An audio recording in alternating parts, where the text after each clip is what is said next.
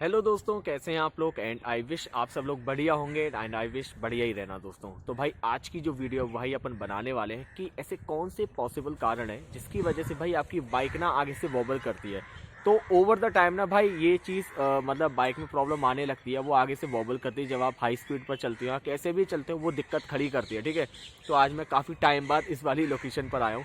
सामने मेरे यमुना जी है, मैं वीडियो में आपको दिखाऊंगा। ठीक है, तो आज उन्हीं पर चर्चा करेंगे। और स्टार्टिंग में तो भाई आपकी बाइक बढ़िया ही चलती है, लेकिन जैसे जैसे समय बीतता है ना, तो जब इंसान सेम नहीं रहते तो भाई ये मशीनरी कैसे सेम रह जाती है। ठीक है, तो मैंने लिस्ट बनाई है ऐसे, उसमें सारे कारण मैंने उसमें लगाए हैं जिसकी वजह से आपको दर बदर शायद भटकना ना पड़े। बट मैं आपको ये बता सकता हूँ कि हाँ भाई आपकी बाइक में ये पॉसिबल प्रॉब्लम हो सकती है जब आपकी बाइक वॉबल करती है। तो ठीक है, तो वन बाई वन इस चीज़ पर चर्चा करते हैं और जल्दी से जल्दी वीडियो को स्टार्ट करते हैं।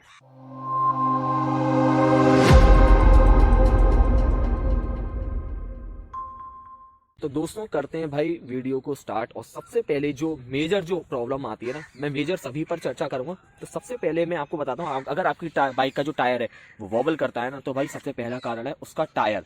अगर आपकी बाइक के टायर ही खराब है, आगे से फ्लैट हो चुका है, ये चीज तो मैंने भाई खुद ही एक्सपीरियंस किया है। देख सकते हैं मैंने टायर ना अभी अभी डलवाया, तो इससे पहले जो वाला जो सीएट का टायर था ना वो बिल्कुल फ्लैट हो चुका था, और अगर मैं हैंडल छोड़ देता था ना तो वो नाचता था आगे से कप का पार्ट। तो मेन रीजन है टायर। अगर आपकी बाइक का स्पेशली फ्रंट टायर अगर खराब है ना, तो भाई वो आगे से वॉबल करेगी। अगर वो फ्लैट हो चुका, उसमें थ्रेड बिल्कुल भी नहीं बची, उसमें ग्रिप नहीं बची है, तो आपकी बाइक वॉबल करेगी, ध्यान रख लेना। और जरूरत से ज्यादा अगर आपने एयर इसमें भर रखी है, इसका पीएसआई ज्यादा होगा, 50 तक हो रहा है, किसी किसी की इसमें 50 तक पहुंच जाता है, तो भी आपकी बाइक का जो टायर है ना वॉबल करेगा। सेम पीछे की तरफ लागू होती है, सेम आगे की तरफ लागू होती है। तो पहला मैंने आपको बता दिया भाई इसमें टायर।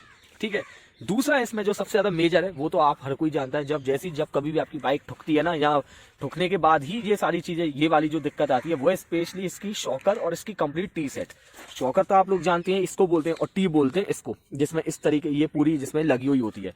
अगर आपकी बाइक वॉबल कर रही है तो भाई इसका बहुत बड़ा मेजर रोल होता है। मेन तो भाई यही होता है, क्योंकि फ्रंट से ना पूरा का पूरा अलाइनमेंट ही इसी पर टिका होता है। ये बैलेंस मोड में चलेगा ना, तो आपकी बाइक कंप्लीट बैलेंस चलेगी, इसमें कोई प्रॉब्लम नहीं आएगी। अगर ये यहाँ से अगर इसने अपना मामला टेढ़ा कर दिया, तो आप इसको सही करा लो या किसी और चीज को सही करा लो, वो फिर भाई काम नहीं आ पाएगी। ठीक है, तो दूसरा मैंने जो पॉसिबल रीजन बताया वो ये कि इसका शॉकर और इसका टी, ये पूरा फिर कंप्लीट निकलता है, खराद वाले के पास जाता है, फिर वो सही होके आता है, तब जाके सेट होती है।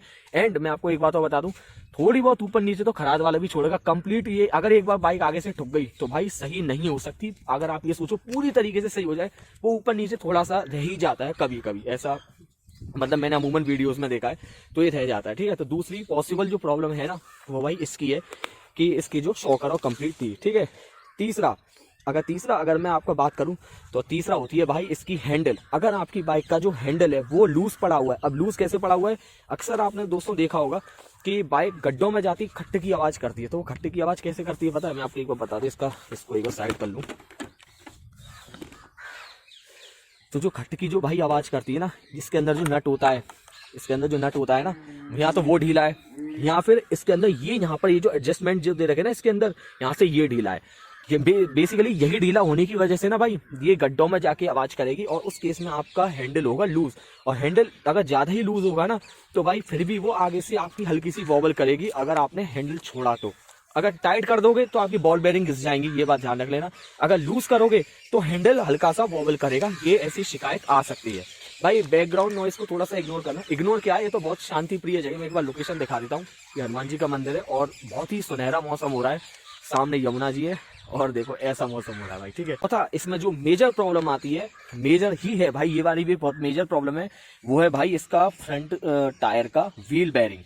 अक्सर लोग पता है क्या करते हैं, जब किसी की बाइक ठुकती है तो उनके मन में यही आता है भाई शॉकर रॉड खराब हो गई है, टेढ़ी हो गई है, तो इस वजह से प्रॉब्लम आती है। लेकिन भाई साहब नहीं, इसके आगे जो व्हील बेरिंग जो इसमें लगे हुए होते हैं ना, इसी में लगे होते हैं, यहाँ पे एक उधर एक इधर, तो ये भी खराब हो जाता है। एक वीडियो मैंने ऐसी देखी, इसमें अपाचे RR 310 40 तक तो अच्छी स्पीड पकड़ रही है, उसमें ऐसी कोई वॉबल वाली प्रॉब्लम नहीं है। लेकिन भाई जैसे जैसे वो 40 से थोड़ा सा भी ऊपर बढ़ती थी ना, वो यहाँ से नाचने लगती थी।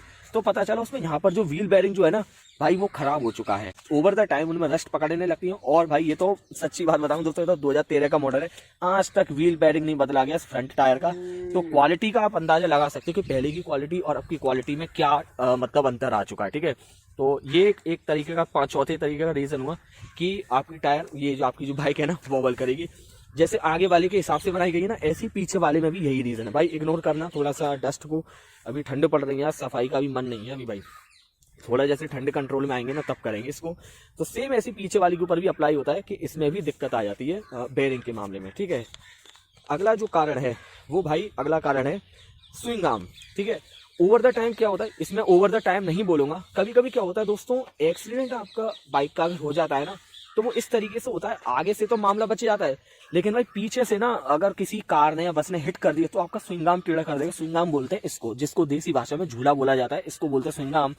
और अगर ये टेढ़ा हो जाता है ना, तो जो राइडर है वो भाई थोड़ा सा ना मतलब उसके पिछवाड़े डिसबैलेंस हो जाते हैं, लेफ्ट राइट का कॉम्बिनेशन हो जाता है, जिसकी वजह से ना आपकी बाइक टेढ़ी चलती है और वॉबल करेगी। इस केस में 110% करेगी, मैं बता दे रहा हूँ, क्योंकि आपकी बाइक का पीछे का स्विंग आर्म ही टेढ़ा है।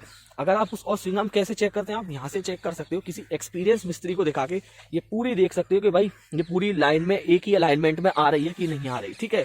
तो ये भी एक मेजर रीजन है आपकी बाइक का, अगर ये स्विंग आर्म अगर टेढ़ा है तो इसको फिक्स करा लें भाई साहब, ठीक है। जैसे मैंने पीछे के आगे के शॉकर बताए, ऐसे ही होता है पीछे के शॉकर। रीजन इज के मैं पीछे के शॉकर क्यों बता रहा हूँ, मैंने एक और वीडियो ऐसी देखी, एक महान मिस्त्री की कारमात देखी थी मैंने भाई, उसने यहाँ से तो एडजस्टमेंट कर दिया कुछ और उधर की साइड से एडजस्टमेंट कर दिया कुछ और, जिसकी वजह से क्या हुआ, जब वो राइडर जब वो बाइक चला रहा था ना, तो उसको ऐसा लग रहा है कि यार मैं एक तरफ से टेढ़ा बैठा हूँ। भाई टेढ़ा तो तू बैठेगा ही, क्योंकि यहाँ से तो मामला ही खराब कर दिया, डिसबैलेंस हो गया यार। शॉकर की सेटिंग बराबर आनी चाहिए, उसने यहाँ से कुछ और कर दी, वहां से कुछ और कर दी, तो भाई इसकी वजह से भी उसका आगे का टायर वॉबल करने लगा अचानक। तो भाई ये भी एक पॉसिबल रीजन हो सकता है आपकी, अगर आपकी बाइक ना वॉबल करती है तो दोस्तों अगला जो रीजन है वो भाई एक सबसे मतलब मेजर ही रीजन बोल रहा हूँ, अल्टीमेट बोल रहा हूँ, इसके ऊपर तो फिर कुछ नहीं है।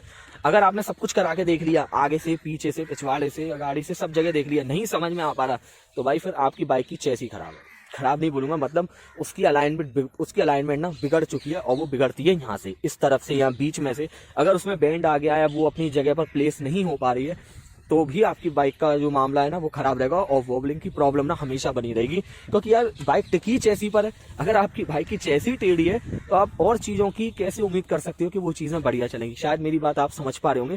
तो चेसी का भी एक बहुत ही अहम रोल होता है, और भाई चेसी एक अच्छे मैकेनिक से ठीक कराएं, किसी एरे गहरे नत्थू गहरे के पास मत चले जाना, वो कहीं और से चोट मारेगा और रही सही को खराब कर देगा। मैं आपको साफ बोल रहा हूँ भाई बात, क्योंकि मार्केट में सब तरीके के आदमी बैठे हैं, जिसको थोड़ा बहुत भी काम आने लग जाता है ना, तो भाई साहब वो ऐसा समझने लग जाता है कि हाँ भाई मैंने तो पूरी की पूरी चीज प्राप्त कर ली, लेकिन वो खराब ही करता है मेरी निगाह में। तो ऐसे मैकेनिक को दिखाएं, या ऐसे मैकेनिक से सलाह लें। खराद वाले तो क्या नहीं, जो हाइड्रोलिक प्रेस वाले होते हैं ना वही करते हैं इस काम को, और जो एक्सपर्ट होते हैं इन मामलों में वही करते हैं चेसी रिपेयरिंग के काम को, ठीक है। तो भाई लोग ये थे थोड़े पॉसिबल रीजन जिसकी वजह से आपकी बाइक ना आगे से वॉबल कर सकती है। और कर सकती क्या, यही रीजन होते हैं यार। मेरे से लोगों ने पूछा था एक कमेंट में कि मेरी बाइक आगे से वॉबल करी, तो भाई उसका रीजन यही है सिर्फ, और इसके अलावा और कोई रीजन नहीं हो सकते, ठीक है। तो आशा करता हूँ आपको ये वीडियो भाई कहीं ना कहीं हेल्पफुल रही होगी। अगर हेल्पफुल रही होगी तो भाई साहब प्लीज मेरे चैनल को लाइक शेयर सब्सक्राइब जरूर करें, और मुझे कमेंट करके जरूर बताएं कि भाई मेरे जो शॉर्ट्स में जो डाल रहा हूँ, मतलब जो बेसिक या ऑटोमोबाइल कंटेंट से रिलेटेड, वो आपको कैसे लग रहे हैं, ठीक है। तो जो रेगुलर व्यूअर्स है ना वो मुझे जरूर बताते रहे कि हाँ भाई ये कमी है, सो दैट मैं उनको इम्प्रूव कर सकूँ, ठीक है। तो दोस्तों मिलते हैं किसी अन्य वीडियो में, जब तक के लिए बाय बाय।